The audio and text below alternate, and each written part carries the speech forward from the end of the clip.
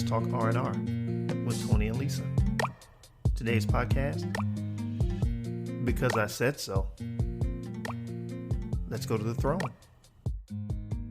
So, I was spending time with Jesus recently, and you know what I learned? What'd you learn? That obedience means love. Okay. And in that wonderful revelation came another revelation that I really didn't show Jesus that much love because I was not obedient. I was not obedient to him at all. I don't think any of us were. Well, when we really look back at it, Yeah. you know, I did what looked like obedience On the surface. on the surface, but when we begin to peel back the layers and in the midst of this relationship, God showing me, I realized that I was just checking off boxes, but I was not being obedient from the place of love. Okay. Jesus said to show love is to be obedient to his word, you know, and we've all in the past and still at times we fall short of that. We don't always follow what the word says. We don't always follow what Jesus tells us to do when he speaks to us. You know, like you often say, you know, I don't always go right when I know he's telling me to go right. I go left. And again, it could be something as simple as that, as turn here on your way home, right, instead of keeping straight. But he knows that, you know, we're human, and he teaches in the Bible that, again, if you say you love him, then you'll follow his word. You'll follow his, you know, his lead. You'll turn to him in all things. And you'll be obedient to, you know, to what is asked of you, or what you should do. Right. So, I mean, you know, I can understand it better now that I'm beginning to actually have a relationship with him, because it allows me to relate it to my other relationships. So, like in my relationship with you, you know, if I say, you know, babe, could you please do such and such, and you choose not to do it, then I look at that as you not caring. So I have to look at my relationship with Christ in the same way. If Jesus said, these are the things that I want you to do. Love your neighbor as yourself. Help your neighbors in need. Honor your mother and your father and things of that nature. And I don't do that, then am I really showing him that I love him? Clearly I'm not. Just like, you know, with my relationship with other people. If they don't do what they know is pleasing to me, I won't say what I say to do because I'm not trying to control. Right. But things that they know please me, if they're not doing it, I look at it like, well, you don't care.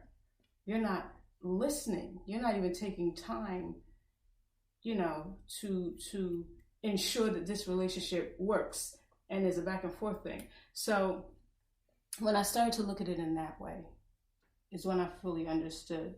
But it took me having a relationship with him to understand what that really meant and how that feels. Right. Because he also has to feel the same kind of pain, if not more, that I feel when someone I love doesn't do something to show me love. Right.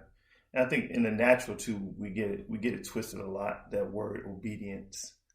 You know, like you were talking about in a relationship, you know, the first thing someone is going to say is, I'm not going to be obedient to him. What are you talking about? Right. Well, I'm not going to be obedient to her. But I believe Jesus means it in the sense of, like you said, just doing what is pleasing to him, or what is pleasing to your spouse or your significant other.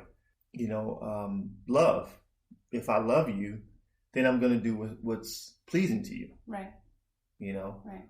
If I do something and there's no love behind it, is that really, you know, being obedient to you, or being pleasing to you? You know what I'm saying? So Jesus also talks about that, the hypocrisy of that. Just like you said, just checking the box.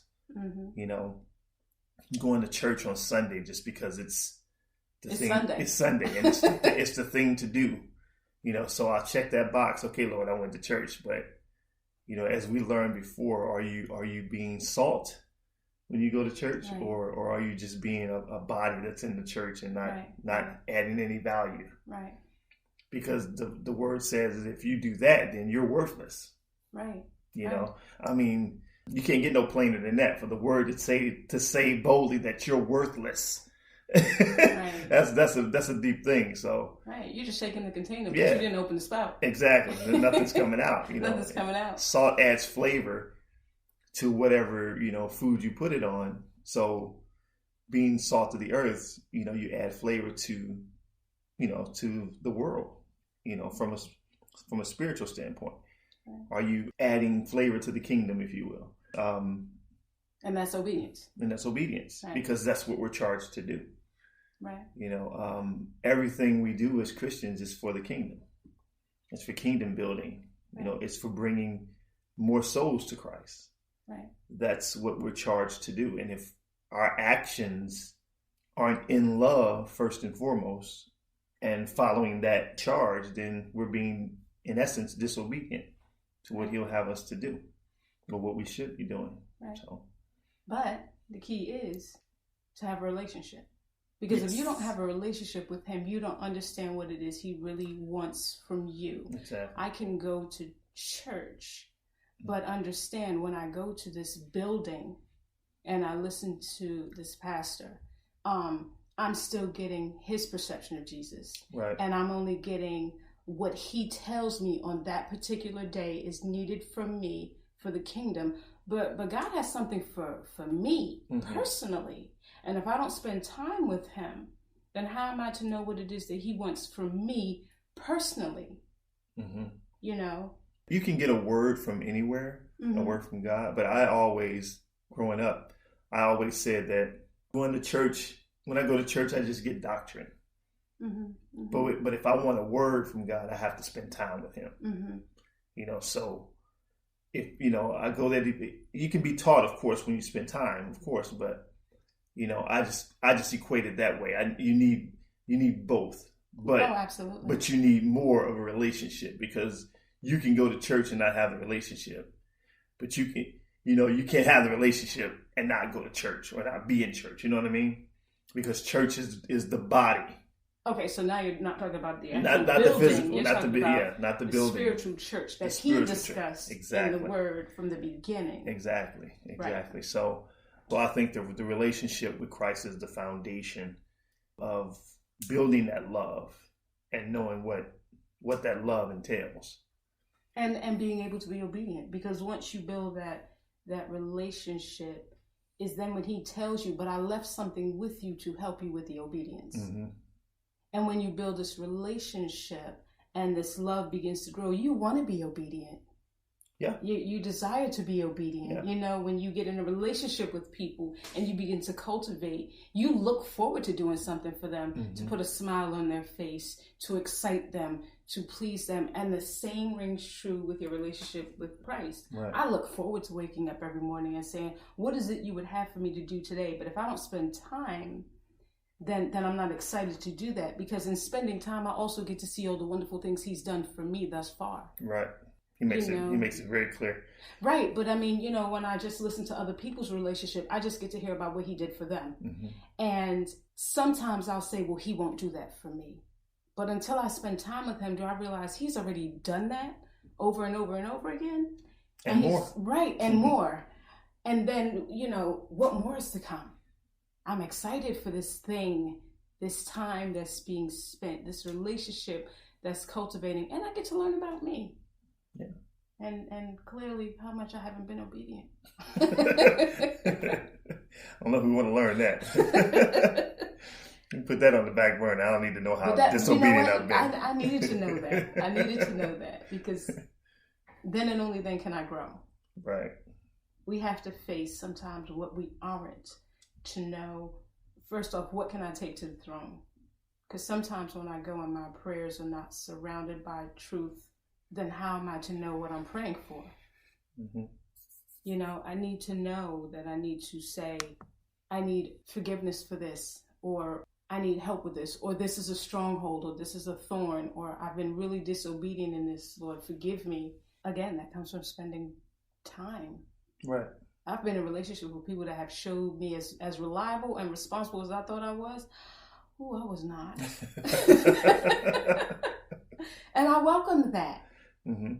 I welcome that, because you want someone that makes you want to be better. And let me tell you something, Jesus Yeah, he makes me want to be better. Yeah, he definitely makes you want to be better.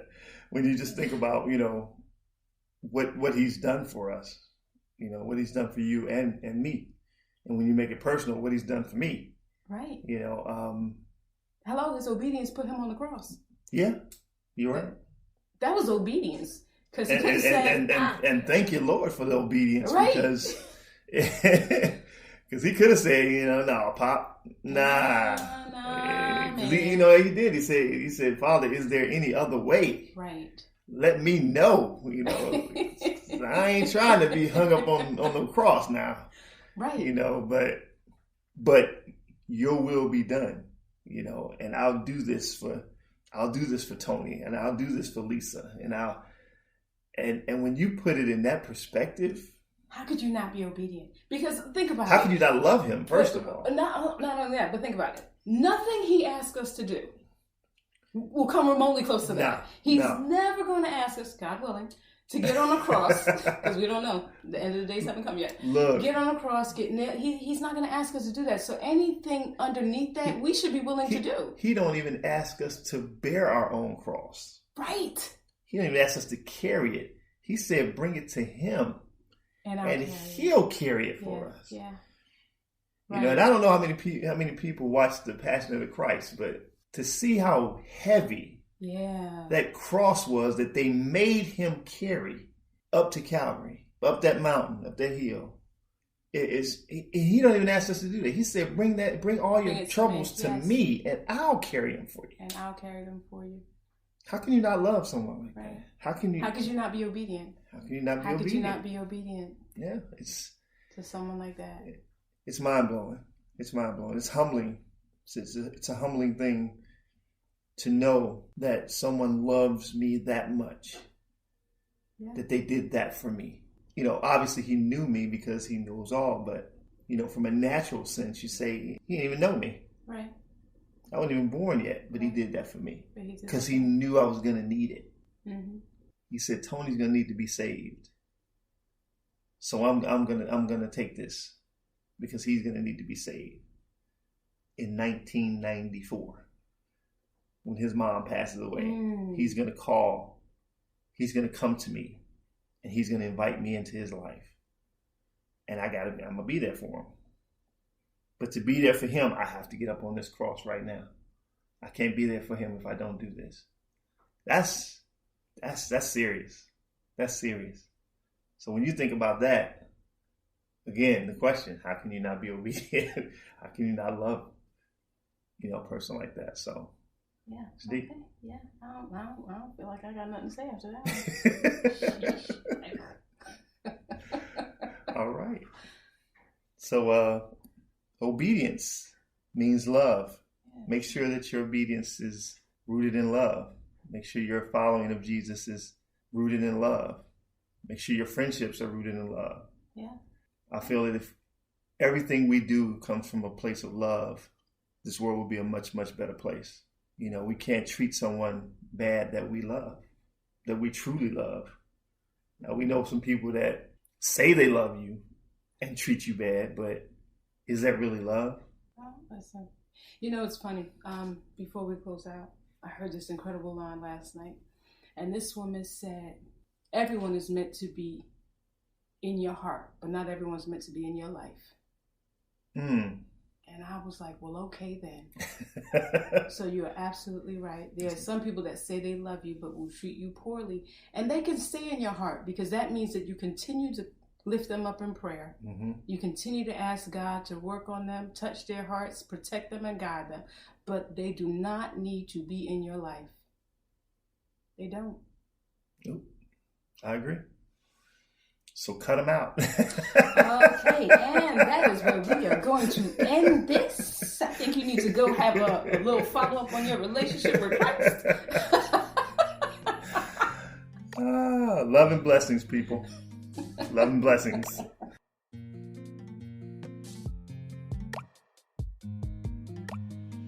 Thank you for listening to Let's Talk R&R with Tony and Lisa. Follow us on Instagram at Let's Talk R&R, where we welcome your feedback.